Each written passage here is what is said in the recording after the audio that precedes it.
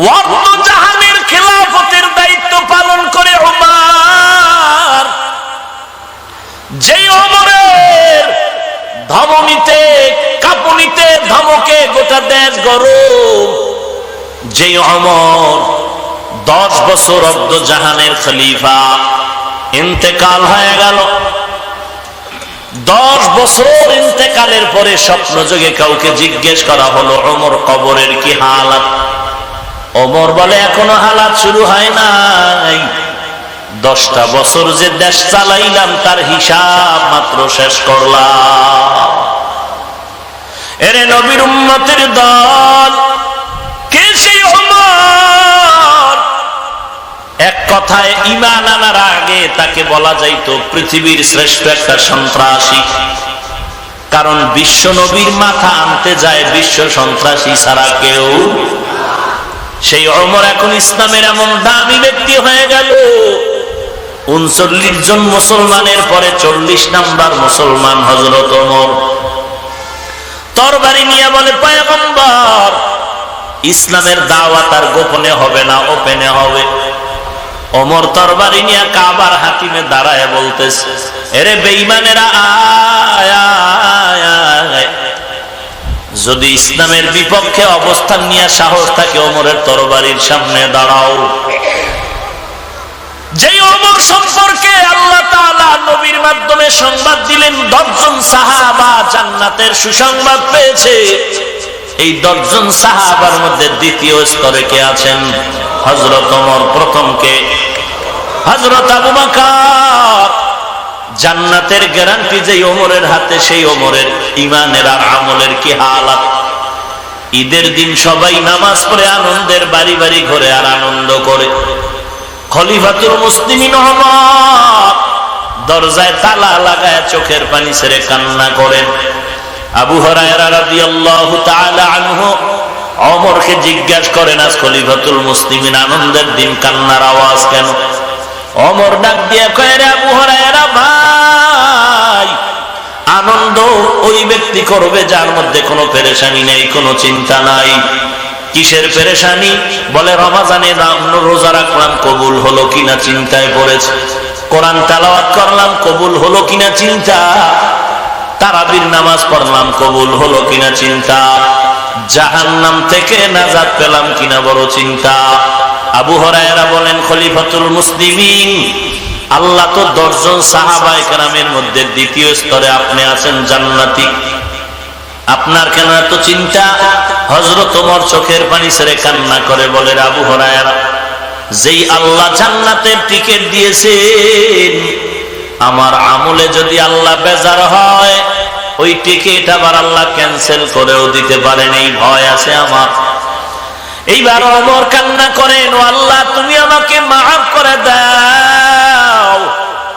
এমন একজন নবী পাবেন না জিন্দেগিতে কান্নার আওয়াজ নাই, এমন একজন সাহাবী পাবেন না কান্নার আওয়াজ নাই। কপাল আমগা এত খারাপ হয়ে গেল, নিজেও কাঁদি না, কেউ কান্না করলে সহ্য করতে পারি না, বরং বিরোধিতা করে, কয় দেখ লজ্জা নাই কেমনে কান্না করে। অথচ আল্লাহ কোরআনে বলেন, বেশি বেশি কান্না করো, ফালিয়াযহাকু কালিলা ওয়ালিয়াবকু কাসীরা। কম হাসো, বেশি বেশি কান্না করো হে মুমিন। রাহমাতুল লিল আলামিন বলেন, কান্না করো, কারণ দুনিয়ার ঘরে যদি আগুন লেগে যায়, পানি ছাড়া যেমন কান্না করা যাবে না। গুনাহের কারণে তো আল্লাহ গুনাহগারের জন্য বানিয়ে রেখেছেন জাহান্নামের আগুন। ইন্নাল আবরারা লাফি নাঈম ওয়া ইন্নাল ফুজ্জারা লাফি জাহিম। নেক আমলওয়ালাদের জন্য জান্নাত, গুনাহ যারা করবে তাদের জন্য জাহান্নাম। কোরআনের স্পষ্ট ঘোষণা। জাহান্নামটা কেমন হবে তাও আল্লাহ কোরআনে বলেছেন, জান্নাতটা কেমন তাও বলেছেন। রাহমাতুল লিল আলামিন নিজ চোখে জান্নাত জাহান্নাম দেখে সাহাবাদের বিবরণ দিয়েছে। জাহান্নামটা কেমন আর জান্নাত কেমন আমি নবী মেরাজে গিয়ে দেখে আসলাম। আল্লাহর নবী চোখের পানি ছেড়ে কান্না করে করে সাহাবায়ে কেরামের জাহান্নামের ভয় দেখাইলেন।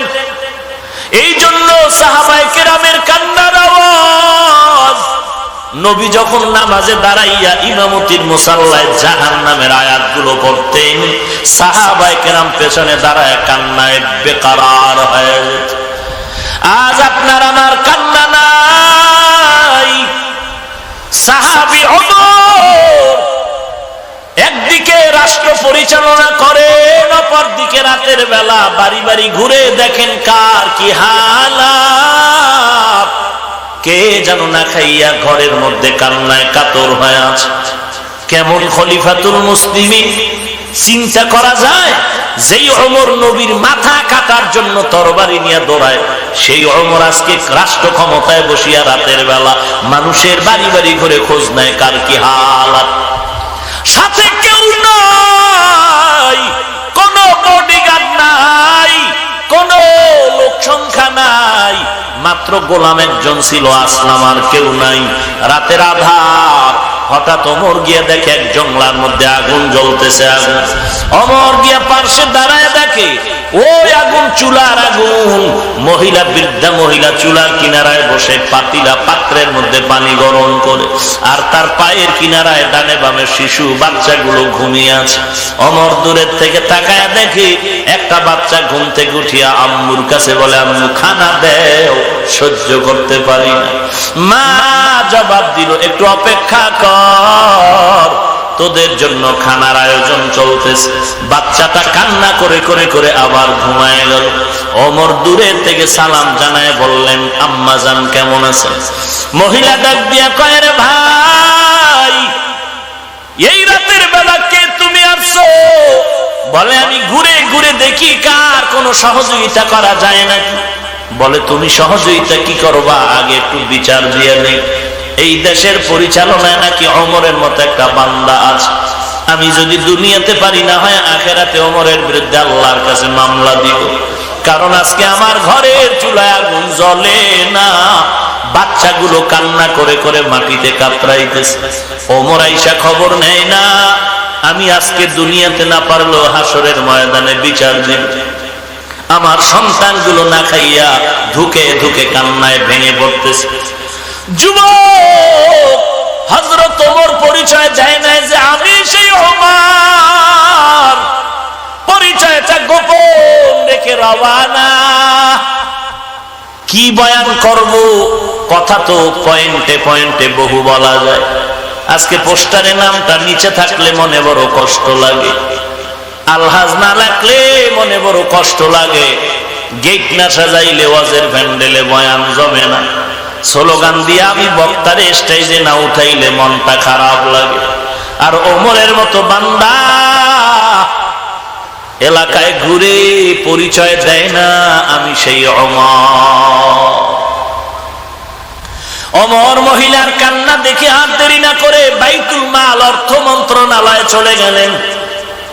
আটার বস্তা রেডি করে গোলাম আসলামকে বলে, গভীর রাতে, ও আসলাম, আটার বস্তা আমি ওমরের মাথায় তুলে দাও। আসলাম চিল্লায় বলেন, খলিফাতুল মুসলিমিন কি বললেন? আমি তো মরে যাওয়ার উপক্রম হয়েছি মানসিক ভাবে, আপনি খলিফাতুল মুসলিমিন মাথায় আটার বস্তা নিবেন? এটা হতে পারে না। আমি গোলামের মাথায় তুলে দেন।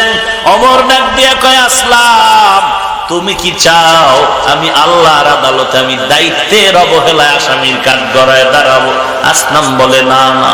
বলে, তো আসলাম, আমার দায়িত্ব হলো আমার জনগণের খোঁজ খবর রাখা, অতএব বস্তাটা আমার মাথায় দেও। আমার দায়িত্ব পালন করে আমি আল্লাহর কাছে পরিচয় দিতে চাই, আমি দায়িত্ব মুক্ত হতে চাই। আর কিছু উপায় নাই, মুরব্বীর সাথে বেশি বাড়াবাড়িও করা যাবে না। এবার আসলাম আটার বস্তা খলিফাতুল মুসলিমিনের মাথায় তুলে দিলেন। অর্ধজাহানের খলিফা ওমর, যেই ওমর রাস্তায় চললে শয়তান পালায় যায় ভয়ে, সেই ওমর আজকে আটার বস্তা নিয়া বুড়ি মহিলার দিকে রওয়ানা। মহিলার বাড়ির দরওয়াজায় গিয়া সালাম দিয়ে বলে, আম্মা জান একটু দূরে সরে যান। পর্দার আড়ালে চলে গেল। ওমর নিজে বস্তাটা নামায়, নিজের বরকতি হাত দ্বারা আটার খামিরা বানায় নিজে নিজে রুটি বানানো শুরু করলেন। ওমর নিজে রুটি বানাইয়া আম্মা জানকে ডেকে বলেন, আম্মা জান এই রুটিগুলো আপনি খান, বাচ্চাদেরকে দেন। আটা রেখে গেলাম, শেষ হওয়ার আগে আবার চেষ্টা করব খবর নেওয়ার জন্য। হযরত ওমর এবার বিদায়। আল্লাহর বান্দি মহিলা ডাক দিয়ে কয়, যুবক, বিদায় যাওয়ার আগে একটু দোয়া করে দেই তোমার জন্য। আল্লাহ যদি ওমরের বাদ দিয়া তোমার মতো বান্দাটারে দেশের রাষ্ট্র ক্ষমতা দিত, এই দেশটা জান্নাত হয়ে যেত। ওমর চলে গেলেন। পরের দিন ওমর ডাকিয়া পাঠাইলেন, ওই মহিলাকে ডেকে আনো আমার আদালত। কিন্তু আমি ওমর পাঠাইছি, খবর বলবা না। যখন বার্তাবাহক চলে আসলো মহিলার বাড়ি, ডাক দিয়া বলেন, খলিফাতুল মুসলিমিনের দরবারে আপনাকে ডেকে পাঠিয়েছেন। মহিলা ভয়ে কাঁপুনি ছুটে গেল, কাঁপতে কাঁপতে বেকারার, কারণ অন্তরে ভয়। গতকালকের হালাত বুঝি বাদশার কাছে কেউ লাগাইছে।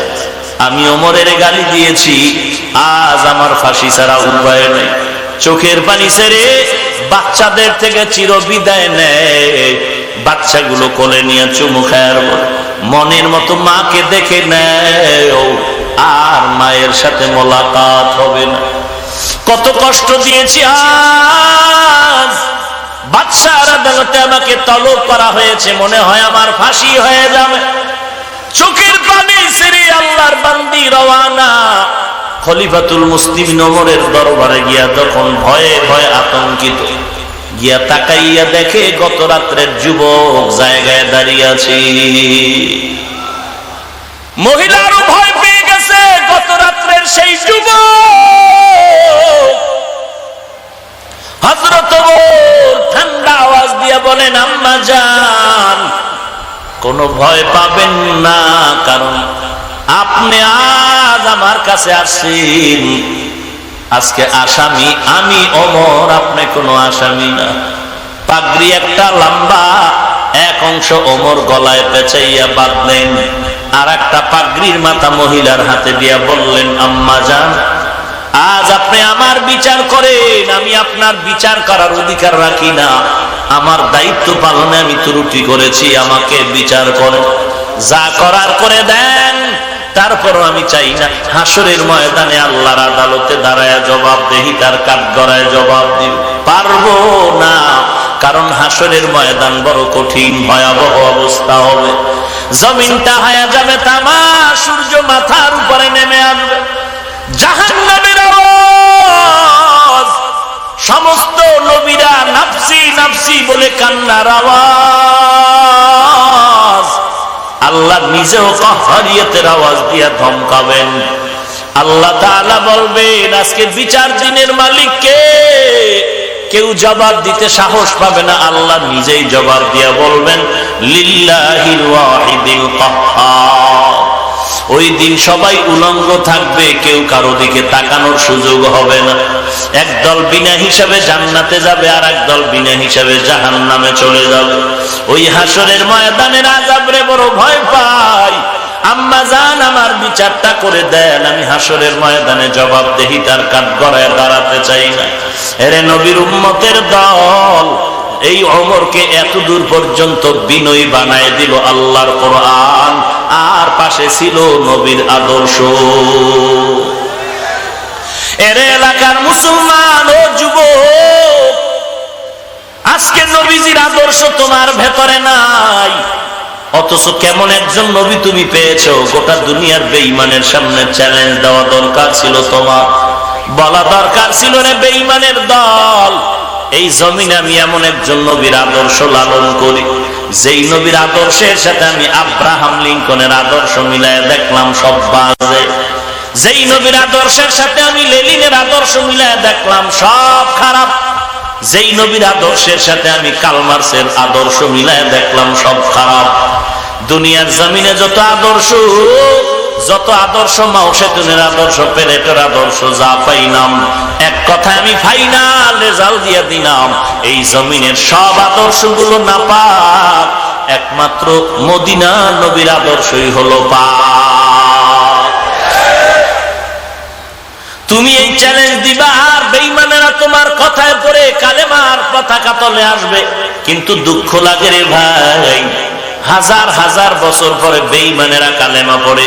আমেরিকার নীল আর্মস্ট্রং, মাইকেল কলিন্স নবীর হাতে নবীর আদর্শের কালেমা পড়ে মুসলমান হলো। ভারতের সন্তান শিব শক্তি স্বরূপজি মুসলমান হলো। আর বাংলাদেশের দিকে তাকাও, বাহিরের দিকে তাকানোর সময় কখন নিজের হিসাব নাও। তুমি হাজী সাহেবের সন্তান, তোমার চেহারা দিয়ে তাকাইলে মুসলমান কিনা কোনো পরিচয় পাওয়ার উপায় নাই। অমুসলমান নবীর উম্মতের দল, আঙ্গুলের নখগুলি দিয়ে তাকায় দেখো নবীর সুন্নতের খবর নাই। মাথার চুলগুলো আয়নার সামনে দাঁড়ায় দেখো নবীর তরিকায় তোমার চুলগুলো কাটতে পারো নাই। নবীর তরিকা ভালো লাগে না, এই জন্য নবীর তরিকায় চুল কাটো না। কোন দেশের ক্রিকেটারের খেলোয়াড়ের চুল কাটা ভালো লাগছে, ওইভাবে তুমি চুল কেটে ইন্দুর আর বান্দর হয়ে সমাজে ঘুরো, আর মনে মনে অহংকারী করো, মনে হয় যেন তোমারে বোধে অনেক সুন্দর দেখা যায়। ওরে আল্লাহর বান্দা, যার চোখের আয়না চশমা কালো সে সাদা বাতি দেখে কালো, যার চরিত্র খারাপ সে বলে সবগুলোই খারাপ, আর যার চোখ ভালো সে মনে করে সবাই ভালো। এরে নবীর উম্মতের দল, তোমার অন্তর খারাপ হয়ে গেছে, এখন তুমি খারাপটাকে ভালোই মনে করে দেখতেছো। তুমি ভালো আর খারাপ নির্ণয় করার সুযোগ তোমার হাতে নাই।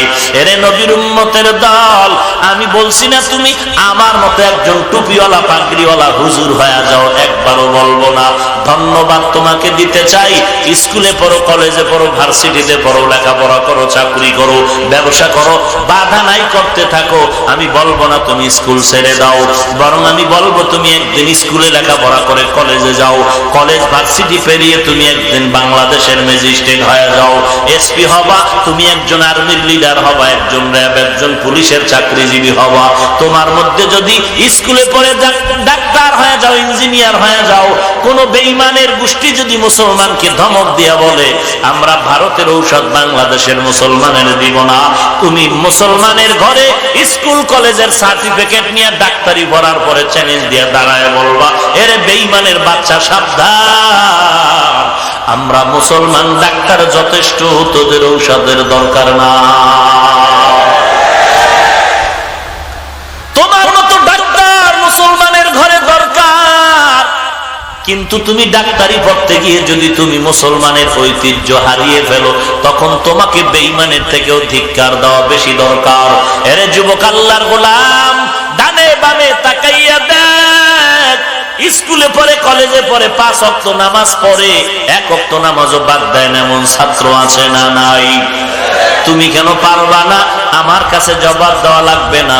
বাসায় গিয়া যদি বাতি নিবায় ঘুমাইতে যাও, তখন নিজে নিজে একটু জবাব দিও, আমার মতো যুবক আমি কেন নামাজ পড়ি না? স্কুলে পড়ে কলেজে পড়ে নামাজ ছাড়ে না, ও পারে, আমি কেন পারবো না? আমার মতো যুবক র্যাব, আর্মি, পুলিশ, বিডিআরের চাকরি করে নামাজ ছাড়ে না, আমি কেন পারবো না? আমার মতো যুবক কোটি টাকার ব্যবসা করে নামাজ ছাড়ে না, 1 টাকা হারাম খায় না, আমি কেন পারবো না? আমার মতো যুবক ড্রাইভারি করে, শ্রমিকের কাজ করে, নামাজ বাদ দেয় না, আমি কেন পারবো না? কপাল আমার খারাপ, আমি তো অন্যের দোষ নিয়ে দৌড়াচ্ছি, নিজের দোষের খবর নাই। আল্লাহর কাছে তওবা করো, আল্লাহ জীবনে বহু অন্যায় করেছি, কবরের আযাব সত্য, কোরআন সত্য, হাদিস সত্য, গুনাহগারেরা জাহান্নামে যাবে, নেক আমলওয়ালা জান্নাতে যাবে, কথা ফাইনাল। অতএব আমি গুনাহ নিয়ে কবরে যেতে চাই না। এতদিন অন্যায় করেছি শয়তানের ধোঁকায় পড়ে, ও আল্লাহ আজ আমি তওবার দরজায় ফিরে আসলাম, জীবনে নামাজ ছাড়বো না, বেপরদায় চলবো না, মা বাবার বিরোধিতা করবো না। ও আল্লাহ তুমি আমাকে খাঁটি তওবা করার তৌফিক দাও। আমি কোনোদিন আল্লাহওয়ালার বিরোধিতা করব না, দেশের বিরোধিতা করব না, জাতির বিরুদ্ধে ষড়যন্ত্র করব না। ও আল্লাহ তুমি আমাকে তওবার তৌফিক দাও। শুধু তৌফিক না, আবার এই তওবার উপরে মজবুত হয় নবীর তরিকা মতে চলার তৌফিক দাও। যদি খাঁটি অন্তরে তওবা করার নিয়ত হয়, মুনাফিকি যদি না থাকে, গলায় ছুরি আসবে, মরে যাব, নবীর আর গালি দিব না, নবীর আদর্শ জবাই করব না, এমন পাক্কা তওবার যদি নিয়ত থাকে, শুধু তারাই আল্লাহর কাছে তওবার নিয়তে 2 হাত উঁচু করে দেখায়া দেয়। আয় আল্লাহ, সবার হাত আপনি কবুল করে নেন, আমাদের তওবা কবুল করে নেন, তওবার উপরে মজবুত হয়ে চলার তৌফিক দান করেন। আয় আল্লাহ গুনাহের প্রতি ঘৃণা জমায়ে দেন, আমিন। আলহামদুলিল্লাহ।